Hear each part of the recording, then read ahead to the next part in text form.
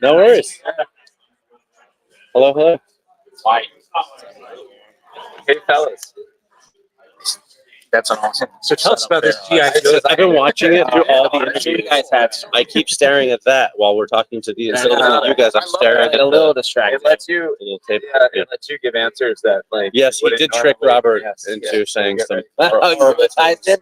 You're the teacup, and you were like, not the Dr. Mindbender, the other guy. That's really Shield. you can't fool me. I'm ready. Oh, you're my crystal ball. Crystal Ball, yeah. Yeah. They just revealed his toy. Okay. It's all right. Nice. Yeah, sorry. Yeah. Let's look, yeah, we went clockwise yesterday, or just now, so let's start here. So Larry Hama says he doesn't read Energon Universe. Do you read his Real American Heroes? No. So I've looked through it. No, that's okay. I've looked through it, but it's the same thing where it's like I don't necessarily want to be too heavily influenced. It was funny early on when we were talking about this like really early on. Mac Fitz and I were talking about everything that come before, and I was like, I'm gonna do a reread. I'm gonna read everything. So all, but I was like, I don't know if I read a lot of the items and stuff. And then, but he was like, no, don't read it. Don't be too influenced. And I was like, well, I'm still gonna do it anyway. And but I had read all the Larry Hama stuff, but then I went back and I started rereading everything else, and I thought I was reading it for the first time, and then I was like, well, I read all this. Like, I did read all this stuff, and so. I try not to be too heavily influenced by it, so that's why I kind of keep it over there. And I mean, listen, he's the master. He knows it better than anybody on this planet. Like, that is his lane. And that was one of the things, actually. When they initially offered it to me, it was like the first question I asked. I was like, brother, like, that book can't end. And they're like, oh, no. We're going to keep it going. We're going to do 301. And I was like, oh, okay. Because it's like, there's no way that story can end. And I'm very respectful of what he's built. And even now, it's like whenever I say this all the time, but whenever we're gonna introduce a new character, a new one, but like bring Joe in or a Cobra person in, the first thing I do is I go read the file card. Here's those file cards. To me, that's the core of each character, those file cards. And so I think that's probably the heaviest influence he still has coming this way. But yeah, I try not to look at too much what he's doing. Because also, again, like he's in the 300s. Yeah. So the story he's telling is very different from the one that we're telling. Yeah. It's the same visually. I looked at it, and I know what all the characters look like and stuff. But for any sort of creative endeavor where someone has gone before you, it's kind of counterintuitive. But you don't want to look too much into what they've done, because then you're going to be a little more derivative than you may think you are when you're trying to make something new. Yeah. So I love the book. I love Larry. He is the master. And all the artists. I love those Mike Zeck covers on the G.I. Joe. Guys did a great job. Those are insane. And I can't look at those maybe as much as I would like to, because I want to do my own thing. So in the preview on Destro and the other ones, is that the full G.I. Joe team that we're going to see in the new comic? In the first issue, the Duke, Baroness, Clutch, Rock and Roll, Stalker, Cover Girl, Hawk. Yeah. Yes. Yeah. I mean, we'll have other characters, and obviously we've kind of teased there's other characters out there. They're doing other missions. They're doing different stuff. And things will change as we go, but that's not where we're starting at. Yeah, it was very organic. It wasn't even our intent to start with that team. It was like, it literally came about while we were putting Duke together, that it was like, oh, this makes sense. This is who it should be. Yeah, so that is, if that's who's in that preview, but that's who's in the preview of the Ashton Q one. Yeah, that is the team for right now. We are bringing in the new character Risk as well. There's a reason why he gets brought into the group. But yeah, that's pretty much the team for right now. But again, like, without getting too much into spoilers, like, things will change around and there'll be some unexpected stuff. Don't spoil anything. Yeah. Actually, Sean says you guys can give all the spoilers you want. No, Robert too. Robert says so listen, I've known them for a very long time. That's not what they said. We're gonna, yeah, we wouldn't tell anybody. Yeah. Just between friends. Yeah. This is not being. That's my screensaver. Oh no. Yeah, that's what I did. All of these are fake. Yeah. So that's the same Batteries are dead. Cobra as well. Yeah, there'll be some more stuff introduced to Cobra, but I mean, pretty much who's on that cover. If you see that cover, that's pretty much our starting cast, but things will definitely change. Yeah, I mean, we don't want it to be like locked in, but I hate to say expect the unexpected, but that's pretty much the truth. Yeah. So with Duke being like the launch title for the G.I. Joe side, did that give you enough time, Tom, to get a new G.I. Joe proper? And I guess- Yeah. I mean, am I allowed to say how long I've been doing, like, working on GI Joe stuff for? I think so. We've been talking about it for It's like, been you said like- 2 years, but you started maybe a year and a half ago. Well, yeah, I only knew I was drawing the main book after Duke came out. They Oh asked wow! me, Oh like, in really? Oh February. okay. So I it's think you. been- I thought you knew. It's February. It's been like half a year. I One think we- time. So I think we knew it was you the moment that two-page spread came in. Oh, Like Robert that's was nice. very, very pro you doing it, and, Oh, and it was that's like the great. moment that two-page spread came in of Duke saving that girl. Everybody was like, "Holy shit, this is the guy! This is the guy!" But anyway, yeah, go ahead. So I Sorry. guess I was not let in on that. But yeah, I've had plenty of legal time, and I turn my issues in on time. Yeah, you all do. that stuff, you know. Yeah, he hits and those deadlines. A lot of it's been, I guess, like half a year, so a lot of that was spent on like the design process for characters and things, and on some properties you do not get that baked in like design window where you get to really intentionally make decisions on how things should look and what you want, like just what you want things to look like and how everyone looks together. And sometimes it's a lot of designing on the page and a lot of other comic books. So to get the window to do that, I think was a benefit to the book. Yeah, for sure. So I've had enough time. Yeah. It's a question for both of you. So with how big G.I. Joe is, the family cartoon and the comics, there's a huge cast. How do you restrain yourself from wanting to bring in other characters? Like, How do I what? How do you not want to bring in characters that like? Because Robert and Sean tell me not to. I was just talking about this last night. Yeah, that is honestly our only. Listen, all of us are on the same page with like so much. Like we from day one. I mean, it's funny. Like I started talking to Sean about this like maybe 6 years ago. You know, it's been a really long time. Wow. It's not. It's just not like something I took lightly. We talked. I remember Sean called me and we started talking about licensed books. I'm like, we'll never do a licensed book again, except for G.I. Joe. And he was like, really? And I was like, yeah, we talked about it. And so by the time I actually started working on it, I feel like there was never a moment where they offered it to me. It was like it just bled into like our conversation bled into me working on it. You never asked. Yeah, it was like I guess we're just doing like my name was always there on their list. It was always the top of the list, you know. And so we started. So me and Sean and Robert have always been on the same page all the time, right? With a lot of stuff. But that being said, I'm always trying to bring stuff in. And it's funny because like, and it is, they're right. They're right. It was really early on. Like I had a thing where Firefly was going to be in the first issue of Duke, but he was going to be like in the background. And that was the first time we started talking about how like, no, we're never going to do that. We're not going to have drive-bys. We're not going to have characters pop up in the deep background. Like nobody wants that. It was like, no, people love these characters. And every time we introduce a new one, it has to be a big deal and unexpected, right? A big, unexpected, our take on the character, boom. You know, they come with an explosion. You know, these big moments. And every once in a while, I do get impatient. There are times where I'm like, I want to bring this character. I think, oh, I love this character. I got to find a place for this character. I want to do this. I want to do this. And every once in a while, I get these. And it's funny, like Sean used to call it the Josh Special. The Josh Special. Because they would get a script. And there'd be a character in there that they didn't agree on. Like, they'd be like, and I'm like, well, here's why, you know? So it's a bit of a balancing act. They're just thinking of me too. Yeah, they don't want you to have to As an draw artist, characters. You never want to add more characters to the page, right? I know you'll draw them amazing. So if there's like 20 characters on the team, and I got to cram them all. Yeah. You don't try to sneak an extra one in there. No. No, well, that's it though. Yeah, we don't so- try to stick anything. Yeah. You know, everything has to be intentional. You know, everything we do is very, very Yeah, thoughtful. exactly. It's coming out of the. So it is tough at times. Like there are characters that I'm like, I get impatient about. I want this one, I want that one. But we always maintain that rule of like, is this the best way to introduce them? Is this the best opportunity? And is it the best, you know? And like everyone loves these characters, right? Every single one of them is somebody's favorite, right? And it's like, I don't want to introduce a character in a way that feels disrespectful to that character. Throw this one away, you know? Throw an opportunity away. Yeah. It's like we want to make sure that when they come in, it means something. It impacts the story, you know? It's a big thing. So I'm the bad one. I'm the one that's like, what this character, what this character, what this character, what this character, what this character. And they're the ones that are like, slow down, slow down, slow down, slow down. So even Rob and I at dinner last night, we're sitting there. You saw us. We were arguing about They're holding the line for me. That's what they're doing. yeah. There needs to be room for the speech bubbles in the panels. Yeah.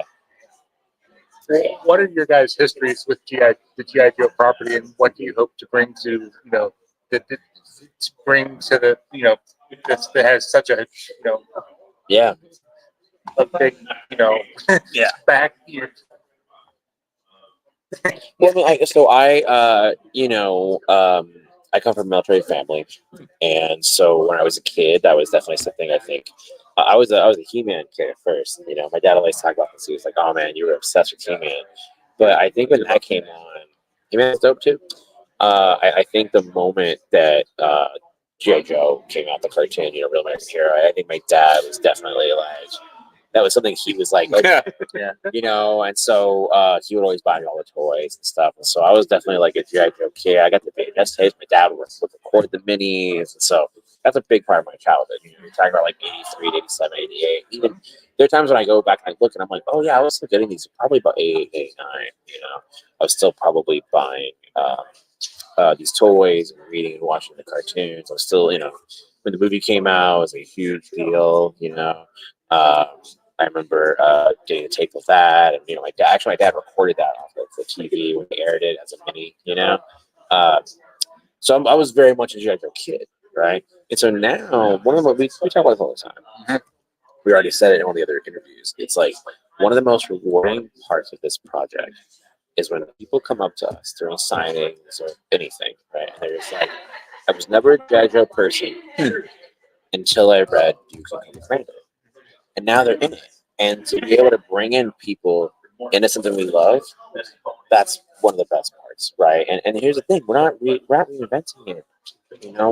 We're definitely making changes. We're definitely making it modern, but we're really trying to take this thing we love and amplify it and make it accessible to the modern wide audience, right? And if we can grow and add that mythology, like that's the best feeling. So those are really, for me, it was like, okay, how do I do this? How do I make it really, really accessible for right now? Part of that was, I said this before earlier too, where I was like, we had this conversation a long time ago, really early on, where it was like, the things that we loved when we were kids, why would we not expect other people to love it as well? Right? So it's like, why change those pieces? It's like, we love us when we were kids. Let's let other people love it too. Let's like throw it away. Let's figure this out. So yeah, we put a lot of thoughts into those pieces. And like he's younger. I come from more of like a newer fan perspective. G.I. Joe is a little before my time. He's a baby. So.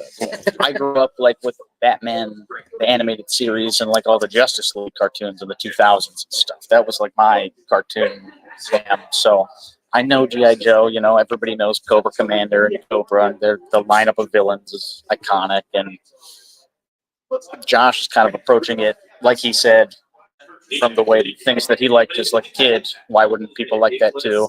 I'm approaching it from like, what do I find cool about this now, as someone who is relatively new to all of the expansive lore of G.I. Joe. So I'd like to think that newer readers might appreciate what I think is cool, and maybe jump on with the older fans, where there's like the tradition I think is being upheld by Josh with the knowledge he's got.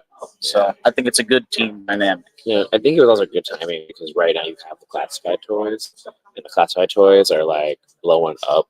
People really love it, and I think that definitely kicked off like.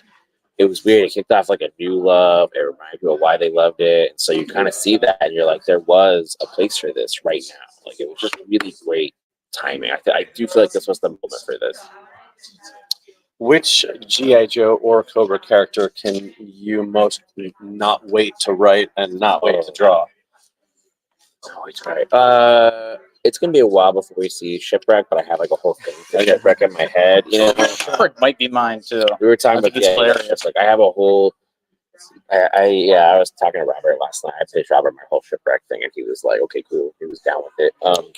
Yeah, so I'll tell you. Yourself as the model for Shipwreck. I'd have to go to the Jack Nicholson. Yeah, well, I'd have to go to Jack Nicholson. that's the thing is that in the cartoon, they modeled him after Jack Nicholson. Yeah. And Jack Nicholson is probably my favorite actor of all time. So for me, Give him those crazy eyebrows. dude, that's the thing. I've that's part of like I really want to Shipwreck. But I'll be straight with you. It's going to be years. Like I Right. know I pretty much know when I want to introduce him. You know, we have a whole plan for him. But it's going to be a long time. You know, but that's one definitely that I'm interested in. With Cobra, God, Cobra. I'm trying to figure out what would be the best. Like, what's the character in Cobra? Oh, whoa, Firefly. Like, man, let me tell you. Like Firefly is a great example of me being like Firefly, and they're like not yet. Ah, but it's like it's the same answer though, where it's like I can't just throw him in. Right. You gotta have a cool reason. You gotta have like let him have his own story. You know, it's some dude that's brought in real quick and then taken out. You know, it's like let's do something really cool with him. You know, so that was one. Because again, I've tried to get Firefly so many times, but then it ends up being I'm shoving it in. And I have to stop myself. I see it too. Yeah, so Firefly is one that I would really love to get in there. Yeah. I think one. I don't know if this could ever happen. Sergeant Slaughter. Oh yeah, I don't know. I just like his look. I like the hat, and the glasses. Yeah, we've had a lot of conversations about Sergeant Slaughter, and it's the same thing. Of like, That's like a when does it whole make- another thing. Yeah, It's, when does it? When He's does a it real make- guy. Yeah, it's a real person. So it's like, when does this make the most sense? And it's like, yeah, so that's what. There was a moment really early on. We thought we would bring him in earlier, but right now we're not sure. Wow. I think he's here, isn't he? Yeah, probably is. He was there. We saw him at San Diego. He was at the. He went to the Hasbro panel, so I saw him there. It was really cool. Working for Skybound, do they upper management editorial, do they actively push more extreme violence, or is it like a mindset you enter while creating for them? Well, For both of you. so in Cobra Commander, the violence was from me. I mean, I was the one, and then I feel like it was funny because I feel like my sensibilities are a little bit on the edge of PG-13 R. You know, you look at books like the Nailbiter and Image, and those are definitely books that are a bit more violent. You know, a little more horror. But I'm a big like Sam Raimi fan. You know, where it's like it might be scary, but you tell a joke kind of thing. You know, so that's definitely something where my head's at. And then they're the ones again, same with interesting character. They're the ones that kind of rein me in a little bit. I mean, look at Robert. Robert fucking dead, man. You know, it's like Yeah. look at Invincible. You This is know, not that kind of book. yeah, but it was funny because I remember at New York last year, somebody asked Robert, "Are these kids books I could give my son?" And I said, "Duke, yes." And then when we were working on Cobra Commander, Robert was like, "What the heck is this?" And I'm like, "I said Duke." I said Duke, yes. That was a fun battle. Yeah, so I try to. I definitely walk that line. I definitely try to cross it once in a while. Like, I think I have found a line within Cobra Commander where it's at, what I felt was appropriate in that world. But I'm the one that has those sensibilities more so in this universe, I think, right now. It's definitely also a challenge visually because you see the violence, right? Yeah. Like he can write all the violent stuff he wants, and then I got to find a way to make it acceptable Yeah. for like Comic book magic, Publishing, trickery. so- yeah. it's fun to figure out artful ways to just like mess people up and Yeah. let it get through like the editors and stuff. And Hasbro has to approve all that. If it's in the book, it's I mean, yeah, they have to prove it. Yeah, every little thing. But they've been awesome. They're a really, really amazing partner. Like they really communicate a lot with us. We talk to them. They talk to us. They share with us. We share with them. You know, I mean, everything. But at the end of the day, you know, it's theirs. So it's like they approve of stuff, but they have a lot of trust in us. I mean, that's the thing that I really look at. They trust us a lot. even in Duke, I'd read some stuff. I was like, I don't know if I'm going to be able to do that. And it's They're not like, as violent as Cobra Commander, yeah, but like, yeah, there's I stuff definitely in went there. harder. I didn't know if that was going to go through, and I was happy to Yeah. not have to redraw anything. So, Oh well, yeah, but like Brandon shot out Major Blood's eye.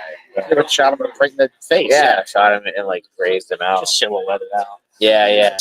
It's always artful. Yeah, it was so Always cool. artful. Yeah, People the go, chainsaw also was very like tasteful. yeah. Well, that was That was Cobra like Cobra Commander. Yeah. Sometimes if you don't silhouette something out, it doesn't have the same impact. You know. Yeah. It's a solid black. So that's That very graphic. It would not have been as cool. I like when you can do like you don't see a scarier kind of thing, you know. So the comic trickery of like using the panel, the gutters, and all that. Yeah. There's that famous Scott McCloud 2-panel sequence, you know, where it's like the maniac coming with an axe in the building with the screaming. Yeah, and it's like, what happened in this sequence, you know? And it's like it's like two separate sequences. That's just like I love that. That to me is like comics is that sequence because it's like if we killed her, you did because you're the one that thought it. You know, it's like this whole. It's really yeah, I feel like that's one of my favorite like educational pages in comics is that particular page. Yeah. Awesome. All right, I think we're gonna I don't know what to think go about about it, but all right, thanks guys.